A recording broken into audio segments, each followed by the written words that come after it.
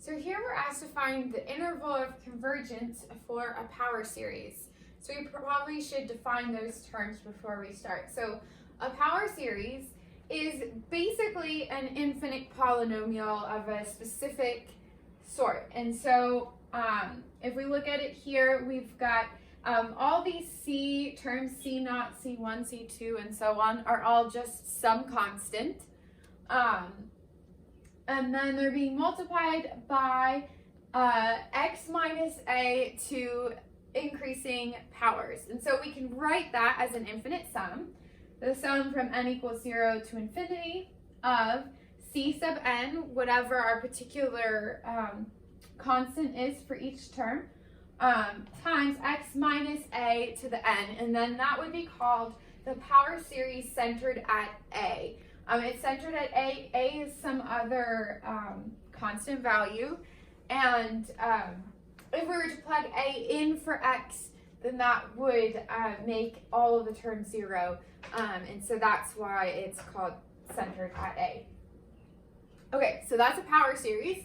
We can easily see that the sum that we've been given is a power series. And here, our c value is the square root of n over 3 to the n.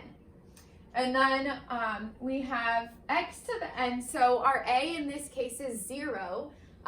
We could, if we wanted to, put x minus 0, but there's no need to do that. So we would recognize that this power series that we've been given is centered at 0. Okay, so now for the interval of convergence. What we're looking for is where this power series is going to converge. What values of x can we plug into this function and this series converges?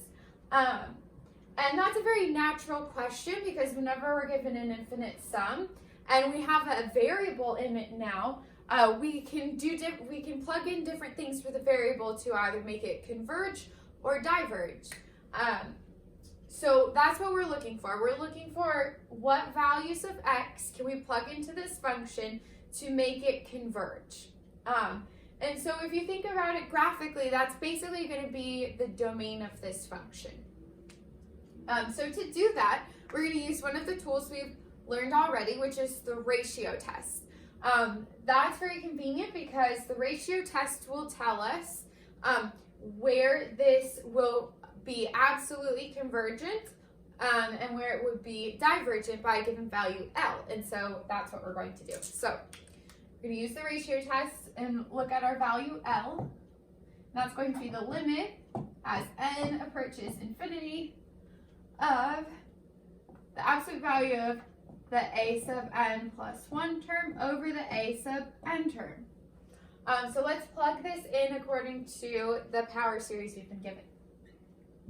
So we'll have the limit as n approaches infinity of the absolute value of the square root of n plus 1 times x to the n plus 1 over 3 to the n plus 1. And all of that's going to be over the square root of n times x to the n over 3 to the n. Okay, so that's a big mess, and so we need to rewrite this and do some algebra to make this look nicer so we can actually take the limit. So let's go ahead and rewrite this. We've got the limit as n approaches infinity, the absolute value of the square root of n plus 1 times x to the n plus 1 over 3 to the n plus 1 times 3 to the n over the square root of n times x to the n. Okay, and nicely, most of the stuff we have here ends up eliminating. So we have 3 to the n plus 1 in the denominator and 3 to the n in the numerator, which leaves us with just a 3 in the denominator. Likewise, with the x to the n and x to the n plus 1, we end up with just an x in the numerator. So if we rewrite this, we've got the limit as n approaches infinity of x times the square root of n plus 1 over 3 times the square root of n. Now, we've got multiple variables going on, meaning different things. So we need to pay close attention to which variables we care about in what situation. So our function f is a function of x. So x is the variable of our function. For our sum, n is the index. And since we're taking the limit with respect to n as n approaches infinity, we can take anything that doesn't have an n in it outside of the limit. So although x is the variable of our function, it's not the variable we're taking the limit with respect to, so we can move that outside. And likewise, we've got a constant, so we can also move that outside.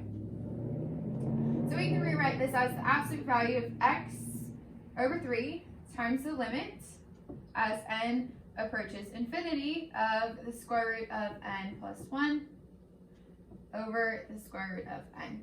And here, I have gotten rid of the absolute value. When we take the square root of something, it can never be negative, so we don't need the absolute value terms anymore for that, so I've just dropped them. Alright, so now we need to evaluate this limit, but as it is, we cannot. It's in an indeterminate form, so we need to do some more algebra. So let's go ahead and do that. We've got the absolute value of x over 3 times the limit as n approaches infinity. And I am going to multiply the numerator and denominator by the square root of n plus 1 to get rid of that square root sign in the numerator. And so then we'll just have n plus 1 over the square root of n squared plus n. Okay, still we have an indeterminate form, so we can't evaluate the limit yet. So what I'm going to do now is divide every term by n. So we have absolute value of x over 3 times the limit as n approaches infinity of 1 plus 1 over n over the square root of 1 plus 1 over n. And now, if we think about what happens to this as n gets larger and larger, this term here goes to 0. Likewise, this term here goes to 0. And we get 1 over the square root of 1. So we just get 1. So the limit of this is 1. And so we get the absolute value of x over 3. So now we need to think about what it is that we've just calculated, because we did a lot of algebra and calculus here. And it's easy to get lost about what the point of that was. So what we found is that L is equal to the absolute value of x over 3. Okay, so now that we've done all that work, we found that L is equal to the absolute value of x over 3. So we need to recall what the ratio test tells us about this L value. So for a given series, when the L value is less than 1, strictly less than 1, then our series is absolutely convergent. So we want to find out where this power series is convergent. And so if we set L less than 1, we can find what values of x will give us convergence of this series. So all we have to do is by ratio test,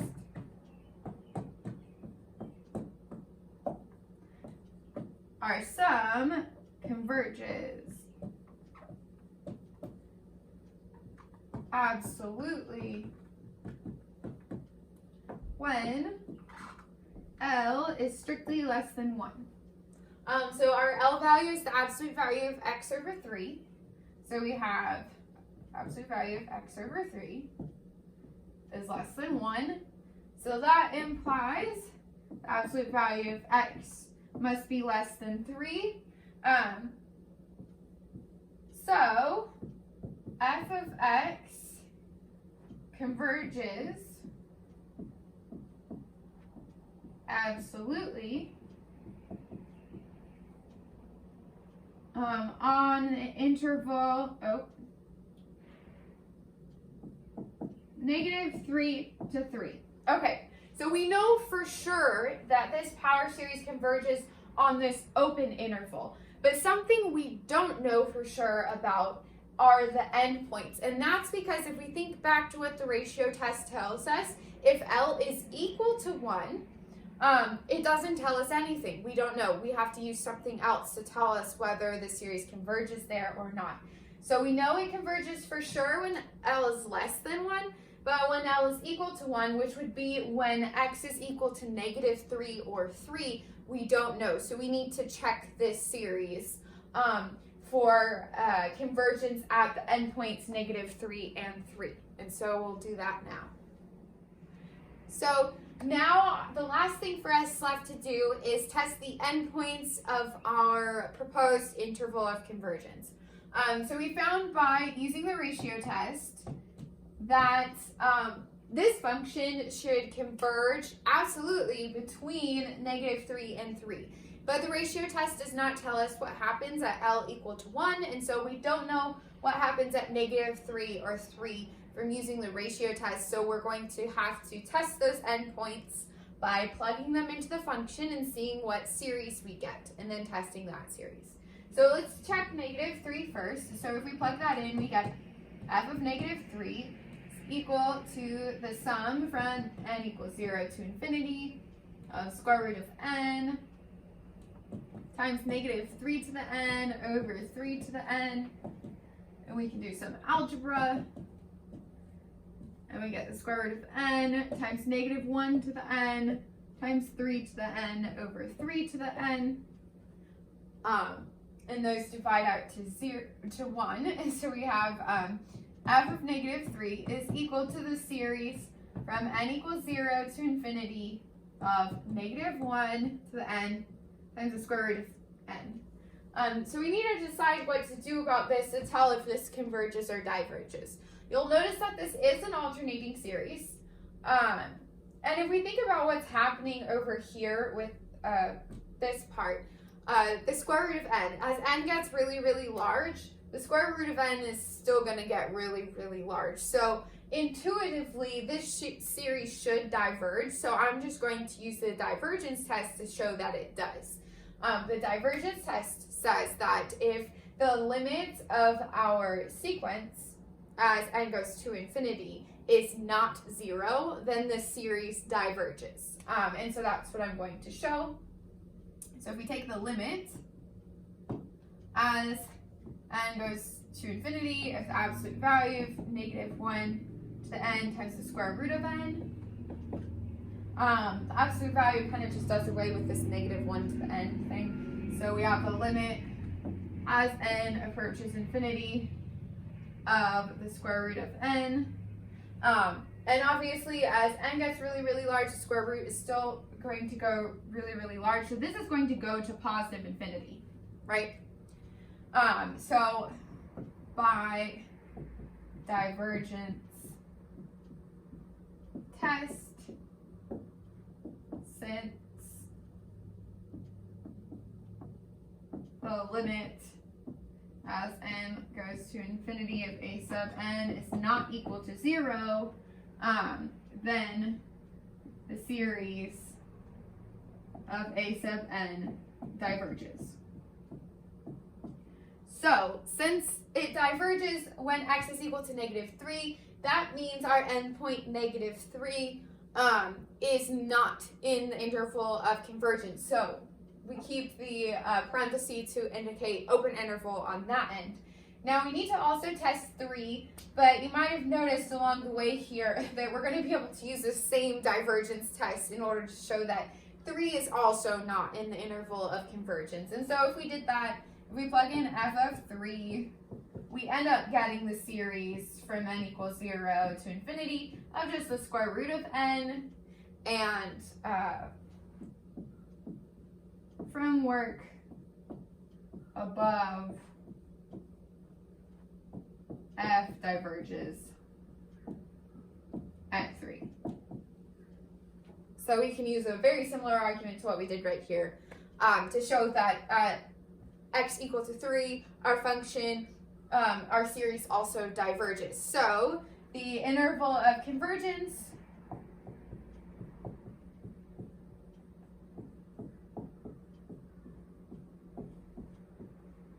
for our function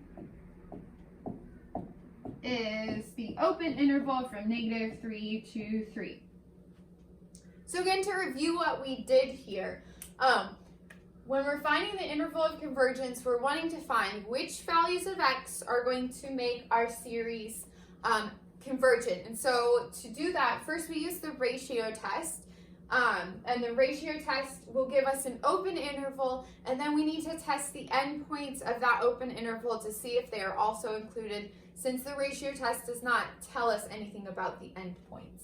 And then from that, we should be able to find our interval of convergence. So for any value between -3 and 3, this power series that we're given will converge absolutely.